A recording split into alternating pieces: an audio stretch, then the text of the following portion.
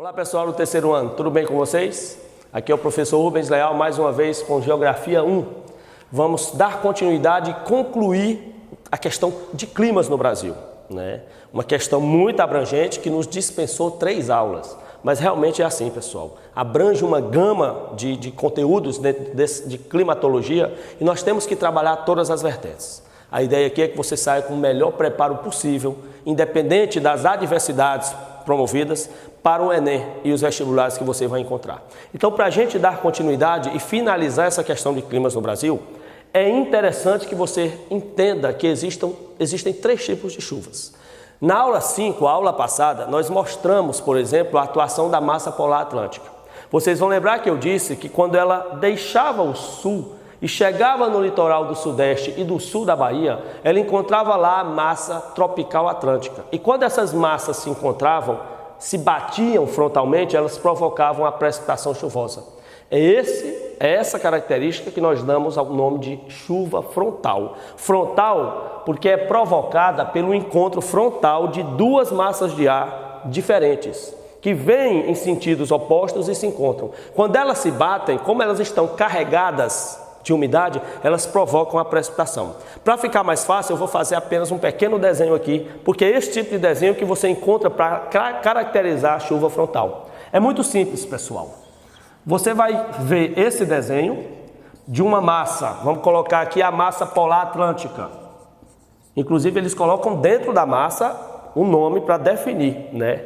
E você vai encontrar uma outra massa aqui, que vem num sentido justamente oposto. Eles colocam as setas, pessoal, que é para você entender que elas vêm em sentidos opostos. Vamos colocar aqui a massa tropical atlântica.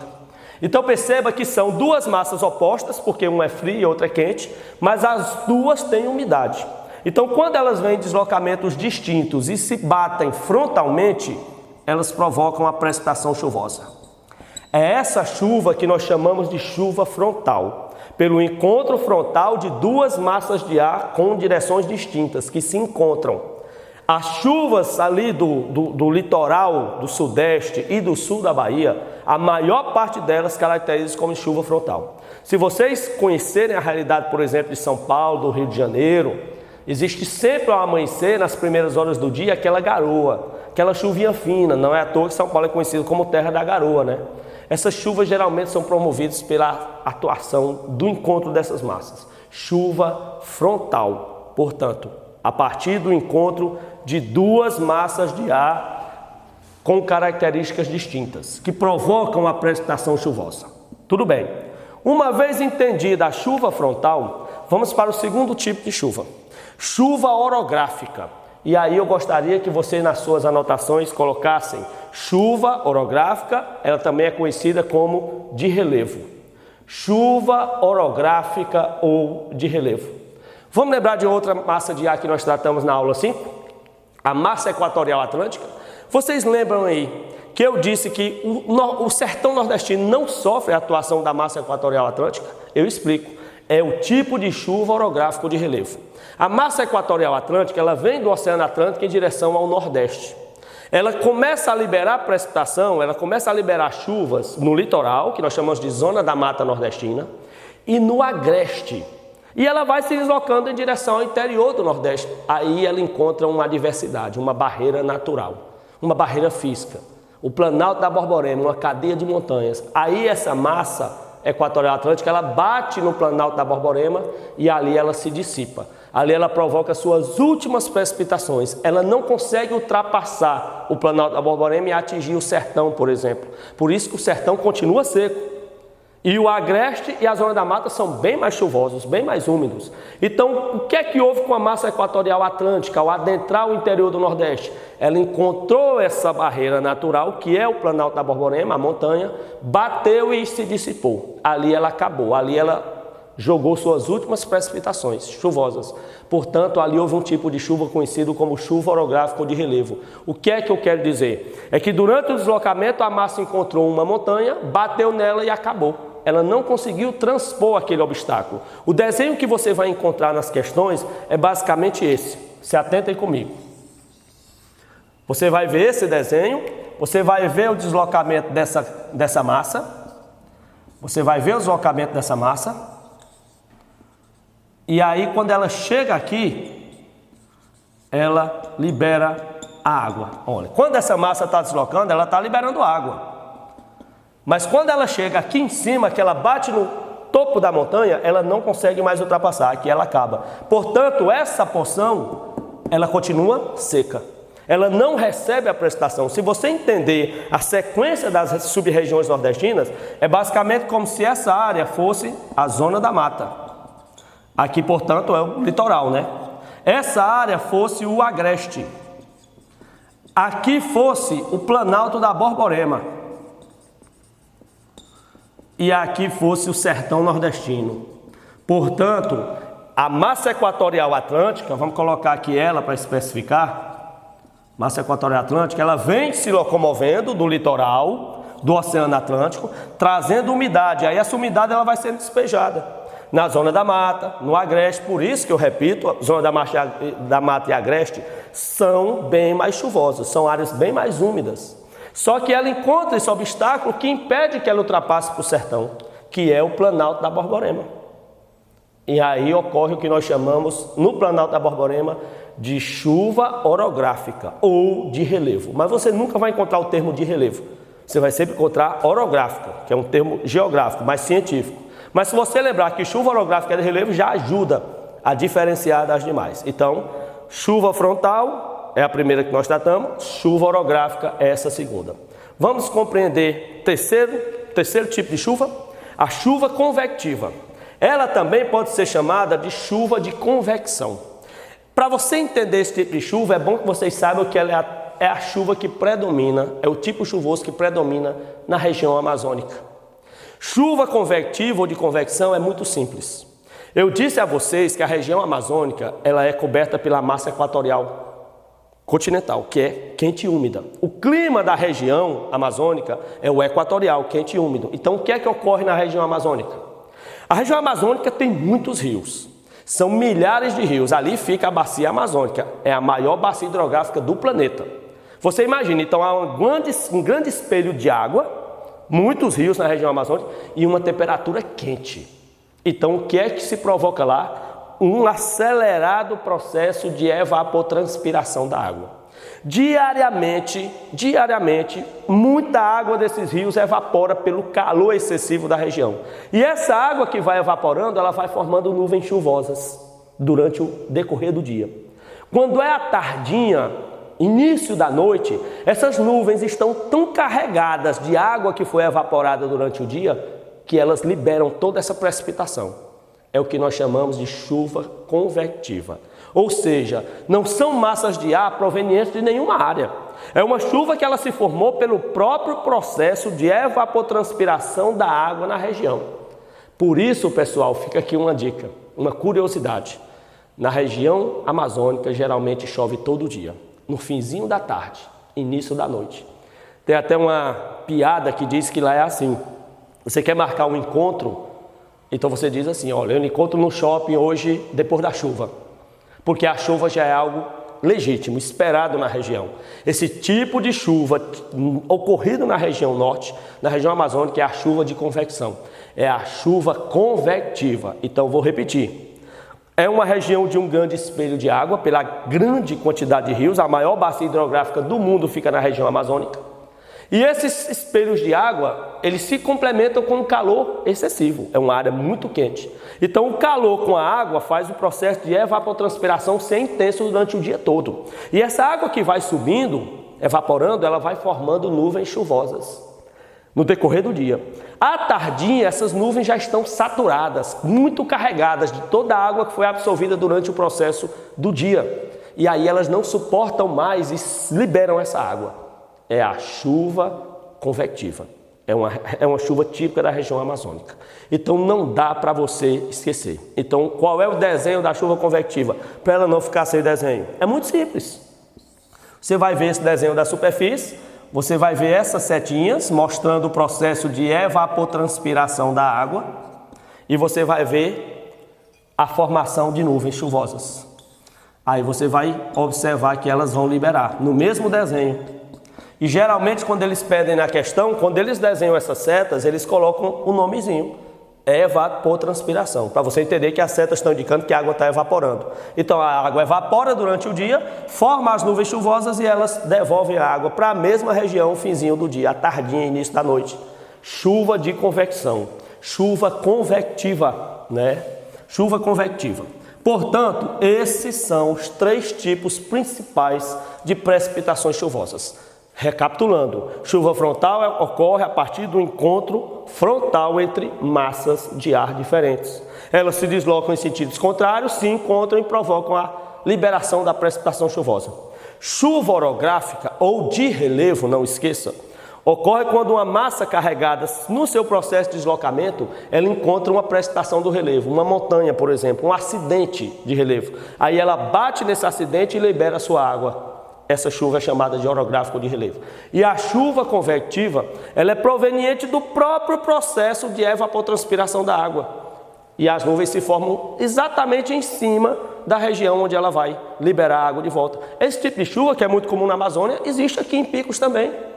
Pessoal, nesses dias abafados, a gente sempre tem esse prognóstico. Está abafado durante o dia, que você imagina o quê? Vai chover à tarde, vai chover à tardinha. E isso geralmente é legítimo. Esse abafado é o processo de evaporação, que vai formando as nuvens e aí termina liberando no finzinho da tarde a precipitação chuvosa. Essa precipitação é conhecida como chuva convectiva. Entendido? Então já temos os 3 tipos de chuvas, vamos dar continuidade aos climas do Brasil. Vamos entender agora as precipitações atmosféricas. Além das chuvas, existem outras precipitações. E essas precipitações atmosféricas, pessoal, elas são classificadas em 2 grupos. As superficiais e as precipitações não superficiais. Vamos entender, o termo superficial aí significa próximo da superfície, próximo aqui de nós, que ocorre nas primeiras camadas da atmosfera, que inclusive são visíveis a formação aos nossos olhos. Então, precipitações superficiais são aquelas que ocorrem próximas de nós. São aquelas que nós observamos, né, no dia a dia, a olho nu, próximos da superfície. Já as não superficiais, que nós trataremos daqui a pouco, são aquelas que ocorrem em camadas mais altas da atmosfera, a quilômetros de altura, e que nós não observamos sua formação. Nós sentimos os efeitos dessas precipitações, mas nós não vimos sua configuração. Nós não conseguimos observar seu processo de formação. Então, o conceito aqui de superficial e não superficial quer dizer, tem nada a ver com o que é natural ou superficial, não. Superficial são as precipitações que ocorrem próximas da superfície, portanto, próximas de nós. Não superficiais são as que ocorrem em camadas mais altas da superfície. Vamos para as superficiais. As superficiais são geada. Vamos retornar para a aula 5. Vocês lembram que eu havia dito, e agora é a hora de explicar, que a massa polar atlântica, quando ela chega na região sul, no período do inverno, ali entre final de junho e final de setembro, provoca um fenômeno chamado de geada. Geada é muito comum na região sul, porque há uma queda brusca da temperatura da região. Como funciona a geada? Geada, pessoal, é muito simples. À noite, está tão fria a região sul no período da permanência da massa polar atlântica, que quando você acorda ao amanhecer do dia, vamos dar um exemplo, você tem uma plantação de trigo no sul. Você amanheceu o dia no período de inverno no sul, de ação da massa polar atlântica, você vai à sua plantação de trigo e você observa no solo, como se tivesse gelo raspado, espalhado pelo solo e pela planta, em cima das folhas. Gelo raspado. Durante a noite houve esse processo de precipitação. O frio intenso provocou essa formação. A água estava evaporando e ela forma um complexo como se fosse gelo raspado. E esse complexo ele fica espalhado pelo solo. Esse gelo é muito comum você encontrar, esse tipo de gelo que parece muito similar à geada, em congelador, em freezer, ou no congelador em sua geladeira, né? Tem aquele gelo do congelador que você é raspadinho, eu não sei se vocês aprontavam isso quando vocês eram pequenos, mas eu fazia muito. Eu raspava muito aquele gelo do congelador para tomar com refrigerante e suco, né? Não façam isso, aquilo ali é matéria nociva, né? Aquele gelo raspadinho que você vê em freezer, em congelador, que você passa o copo assim raspando, aquilo é muito característico, similar à geada. Então, nesse período de frio intenso na região sul, Era muito comum agricultores amanhecerem um dia e irem às suas propriedades e o solo está parcialmente coberto, como se fosse um gelo raspado que tivesse sido jogado, lançado. Essa precipitação é chamada de geada e ela é até perigosa para a agricultura, porque ela queima a planta, ela prejudica a plantação. Então é muito comum lá no período do inverno, no sul, os agricultores colocarem lonas à tardinha sobre a plantação. É muito comum nos armazéns das fazendas do sul eles terem lonas imensas, para no período do frio, no período da geada, do inverno, eles espalharem à tardinha lonas, que é para impedir que a geada caia diretamente sobre a planta. Aí no outro dia cedinho eles vão e tiram as lonas para que a planta receba a luz solar, né? Para que ela se desenvolva. Porque a geada, o gelo, você sabe que o gelo naturalmente ele queima. Se você passar gelo na pele com intensidade, com frequência, ele vai queimar a sua pele. A geada ela queima a planta, ela prejudica. Então o ideal é que à noite a planta seja coberta, para impedir que esse fenômeno atmosférico prejudique a plantação, sacrifique sua produção. A segunda precipitação atmosférica ela é muito vista por nós mesmos. Todo mundo conhece orvalho e geralmente acontece em noites frias também. Quem nunca amanheceu o dia e viu o carro que não estava na garagem, imagina o carro do seu pai na parte externa da casa, no meio da rua. Digamos que por determinado motivo, seu pai não colocou o carro no interior da garagem. Estava em reforma a garagem, então ele deixou um dia fora. Era uma noite fria. No dia seguinte de manhã, o que é que você vai observar nos vidros do carro? Eles estão embaçados por pequenas gotículas d'água. Não sei se vocês já fizeram isso com o carro dos pais ou dos vizinhos. Eu particularmente gostava de desenhar meu nome no vidro. Você faz com a ponta do dedo. Aquilo é orvalho. Quem nunca tirou essa brincadeira com os colegas? Dia amanhece com as plantas, as árvores da rua cheias de água, de umidade. Aí tá lá os colegas conversando debaixo da planta, você balança o galho para molhar todo mundo. Aquela umidade, aquela precipitação são gotículas de orvalho. Orvalho que nós conhecemos também em jardins, em folha, em flores. É muito comum quando você pega aleatório fotos de jardins, você vai encontrar flores com pequenas gotículas no amanhecer do dia. Essas gotículas são chamadas de orvalho. É o orvalho do vidro do carro, é o orvalho que deixa umidade nas folhas das plantas, das flores do jardim. À noite a formação. E perceba o seguinte, porque à noite, que a noite é mais frio, aí quando amanhece o dia, os primeiros raios do sol se dissipa naturalmente, porque o sol inibe a formação de orvalho, que aí esquenta a temperatura. Do mesmo modo, nevoeiro ou neblina. É outra característica comum. É muito comum em picos você acordar cedinho, abrir a sua janela e tá aquela turvo, aquela névoa clara. Aquela precipitação é chamada de nevoeiro ou neblina. É muito comum aqui, mas é muito mais comum no Sudeste e no Sul. Pessoal, lá no Sudeste e no Sul, farol de neblina não é acessório. Aqui ele é basicamente acessório. Farol de neblina no Nordeste e no Sul é muito necessário aos automóveis, principalmente para quem precisa andar cedo do dia, sair de casa cedo do dia, porque existem períodos do ano na região Sul e Sudeste que as rodovias ficam quase intrafegáveis pelo nevoeiro, pela neblina. Se você não tiver o farol de neblina, você não vai enxergar 1 metro à sua frente. Tamanho nevoeiro, a neblina. Mas vocês também já perceberam um detalhe? Basta as primeiras horas do dia, o sol nascer, ele também se dissipa, porque o calor começa a dissipá-lo. Ele é muito frequente até o amanhecer do dia. Aquela névoa, aquele nevoeiro, aquela neblina. Por quê? Porque a noite é mais frio, então geralmente se configura à noite.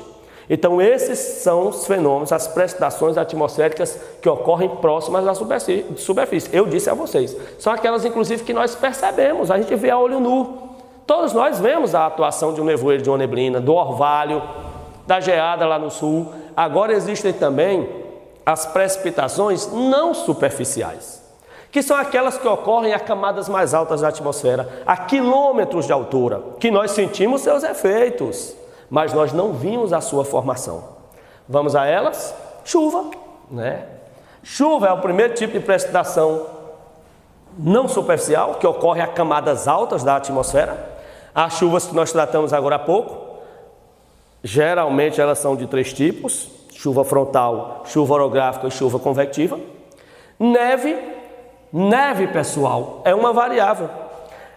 Em áreas frias, em áreas onde o inverno está intenso, A água evapora e ela não se condensa em forma de chuva. Ela não forma nuvem chuvosa, ela forma flocos de neves. Aqui no Brasil é muito incomum, é muito rara a formação de neve. Em algumas poucas cidades do sul, no período do inverno, como nós vimos aqui, da atuação da massa polar atlântica, pode acontecer. Mas em países da região norte, né, do hemisfério norte, países como Estados Unidos, Canadá, alguns países europeus, é muito comum a atuação de neve, até em demasia. Aqui, a neve é mais difícil. Aqui você vai ver neve no continente sul-americano, nessa porção do continente, na região da Patagônia, ali na Argentina, no Chile, que são regiões que já estão na zona temperada. E são regiões que estão geralmente em áreas mais altas, né? Então, neve e finalmente granizo.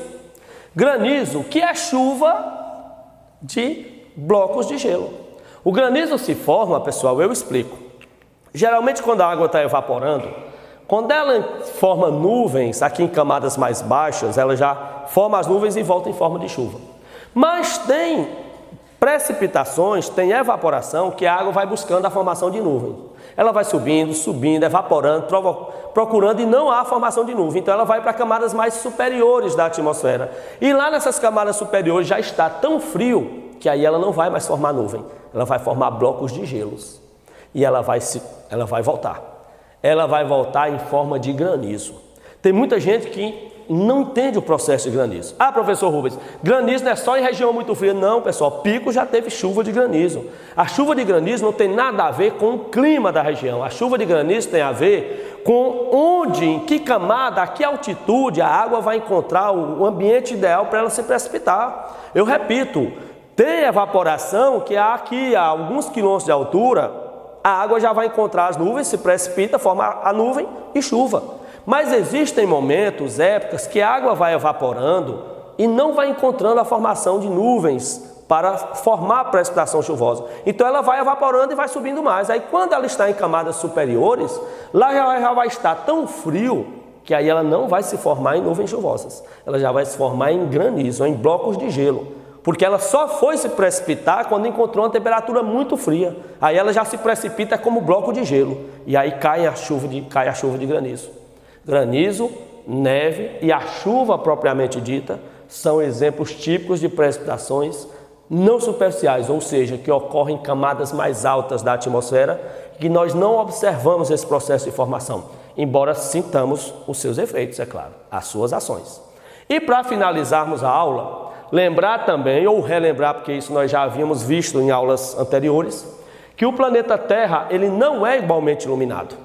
Nós sabemos que o planeta Terra ele tem 3 graus de iluminação. E aí vem a necessidade de nós estabelecermos 3 zonas climáticas. Para isso nós usamos, e foi onde eu dei esse assunto, estou apenas relembrando a vocês, de nós usarmos os paralelos.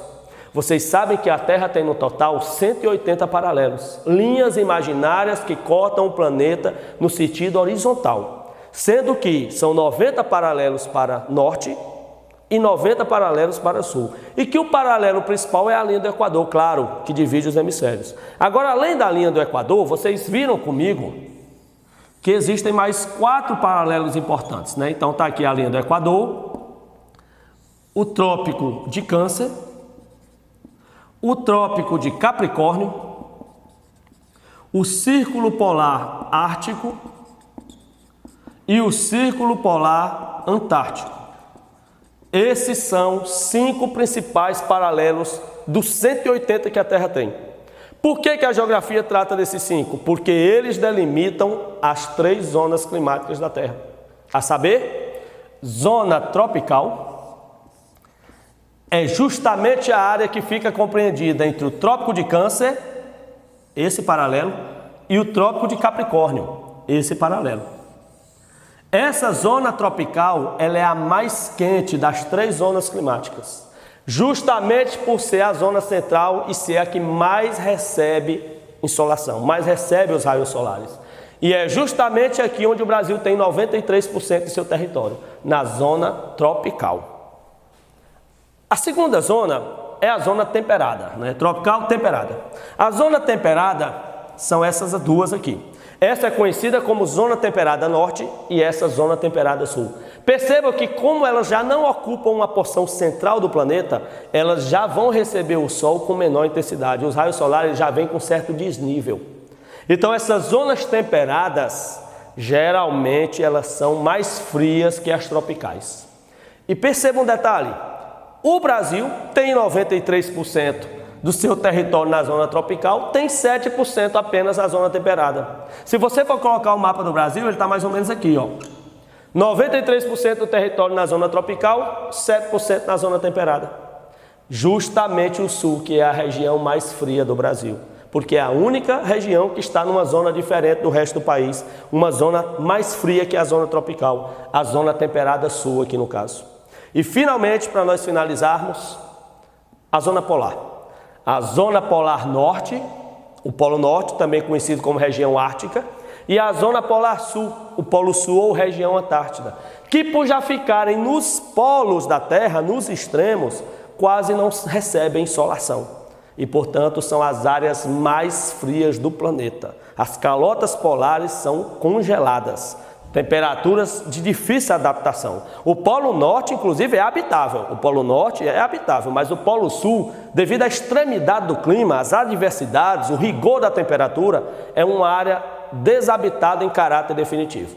O que existe no Polo Sul são apenas bases de estudo e pesquisa de vários países, mas não existe sequer um vilarejo habitado no Polo Sul devido ao rigor do frio excessivo, justamente pela quase ausência de raios solares na região, por estar em áreas de polos da Terra. Então, áreas que quase não recebem insolação, por isso mais frias. Então, essas são as três principais zonas climáticas da Terra.